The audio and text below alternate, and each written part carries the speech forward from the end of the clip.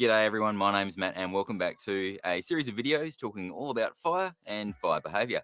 In today's episode, we're going to be talking about convection, conduction and radiation, which are our three main types of heat transfer.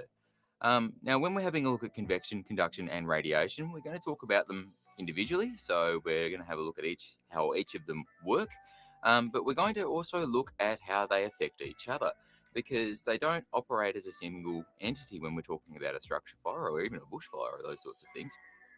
They actually work together to actually spread heat through a structure or through any other sort of fire. So we're going to have a look at how they actually operate, not only alone by themselves, but we're going to have a look at how they operate together as well. So we're going to go ahead and start with our first one. We're going to start with conduction.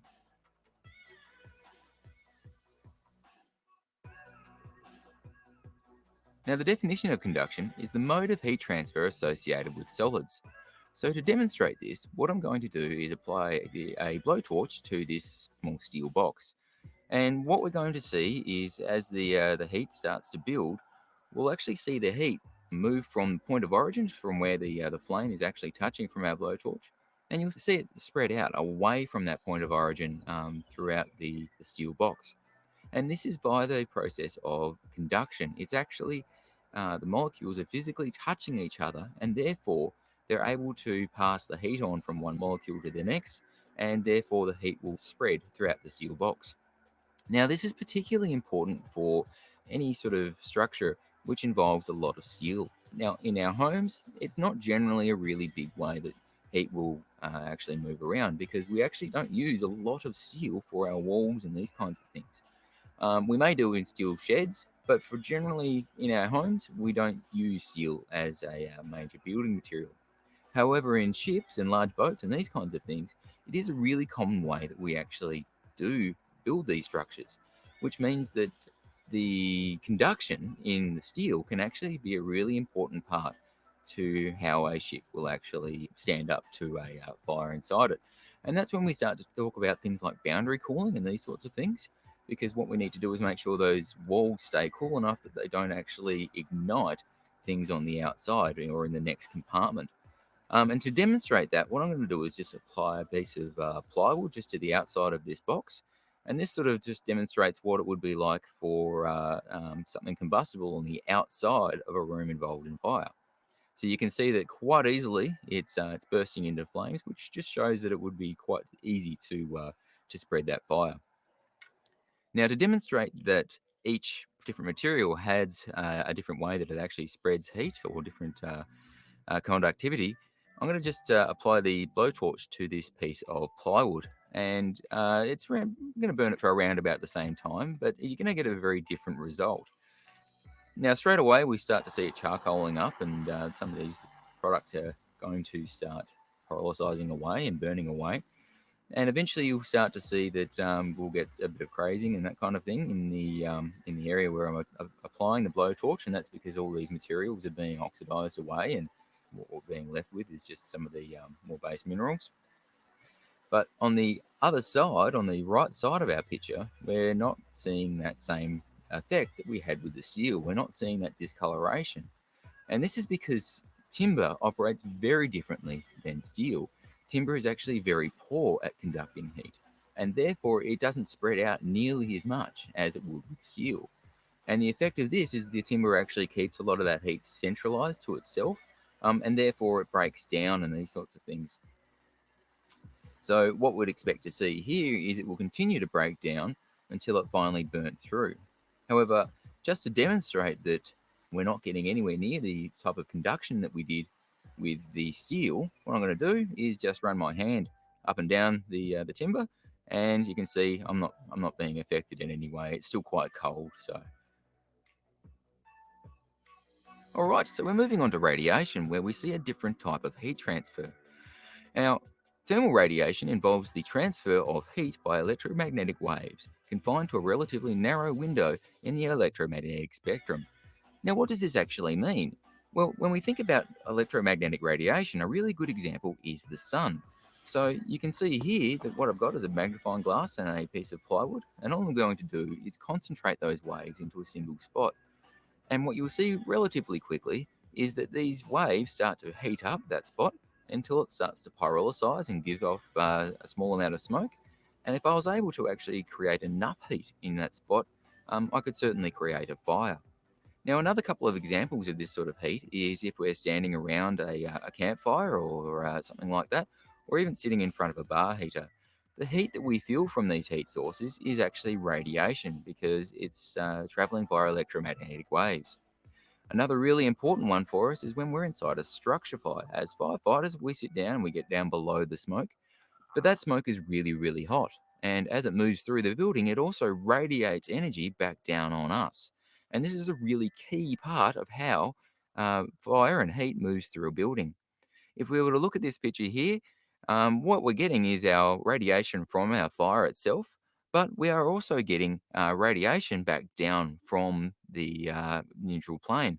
So that's all radiating back down on us as it moves through the building. Now, this is really important because this leads right into our next type of heat, which is convection.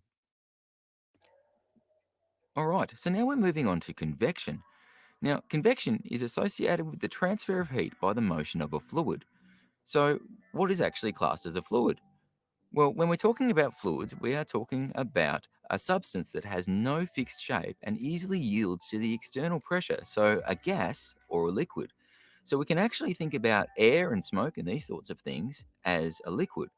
Now, that actually helps because now what we can do is create an experiment to demonstrate how different gases or different liquids will actually behave when they're different temperatures.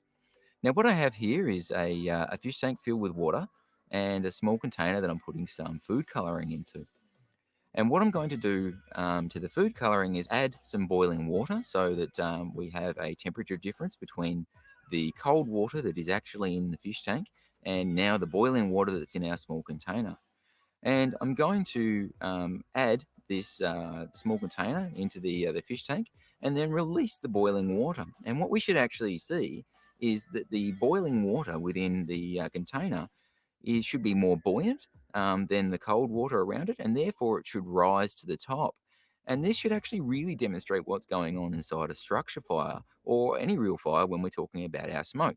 Because our smoke is much more buoyant, it's much hotter than the air around it, and therefore it rises up. And you can quite clearly see here that what's happened is our water has actually risen up and taken out the top layer of our fish tank. And this is exactly what we see inside our structure fires. We actually see the plume come up and then spread out. And that's what we're talking about with our neutral plane. And obviously, as they start to mix, all of these gases, or in this case, our water, they start to become the same temperature as the air around it, and then we lose our neutral plane. So it's a really good example of what's happening. Now, a real world example is here, where we're inside a fire behaviour cell and we have our fire at the end. Our cold air is where our firefighters are sitting, and we can see the clear air going in. Now, that's our air track being drawn to our fire. That's then becoming a part of the fire, so it's going through that chemical reaction turning into smoke and other products of combustion, and they're being heated when they do. So when they're heated, they become much more buoyant, and therefore they rise up. And that's how we get this neutral plane that you're looking at, and the smoke is then via the process of convection traveling back through the structure. Another example where convection is really important is in the bushfire realm, where we can see that these convection currents can actually be so strong that they can start to influence the weather. And in some cases, they can actually start to create their own thunderstorms, which we call pyrocumulus nimbus clouds. I'll talk about them in another episode, but they can actually start to affect the weather around them and actually block the prevailing fire conditions. Now, this can make it really difficult for firefighters and fire managers to actually predict what's going to happen because the weather can be so extreme and so unpredictable under these conditions that modern firefighting techniques and modern firefighting prediction models simply can't keep up with what's happening. But that can be in another episode. All right, so now we've seen that convection, conduction, and radiation not only operate by themselves, but they also operate together to actually spread heat throughout a building or even in a bushfire setting.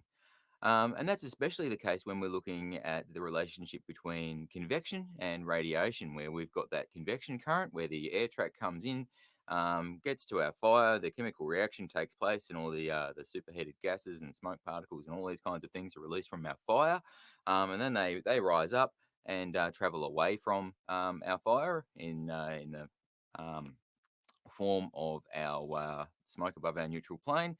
And as that convection current moves away from our fire and spreading out through the building, the actual heat that is held within that convection current actually starts to radiate back down on everything in the room and in the adjacent rooms from the fire. And all these things start to then heat up. And as they heat up, as we know in previous episodes, they start to pyrolysize and break down. And they'll then start to emit more and more flammable gases. If there's enough heat there and the oxygen is present, then we have all the sides of our fire triangle, and we can then get our spontaneous combustion, which we also talked about in a previous episode. And if everything is actually heated around about the same level right throughout an entire room, we get that spontaneous combustion occurring throughout that entire room over a very short period. And that is what we've referred to as a flashover. I'm going to do an entire episode on flashover at a later date, but that's just a really good introduction to actually how a flashover really occurs. So that's it for this one. Just to look at the three types of heat transfer. Hope you enjoyed it. Thanks very much, and see you next time. Cheers.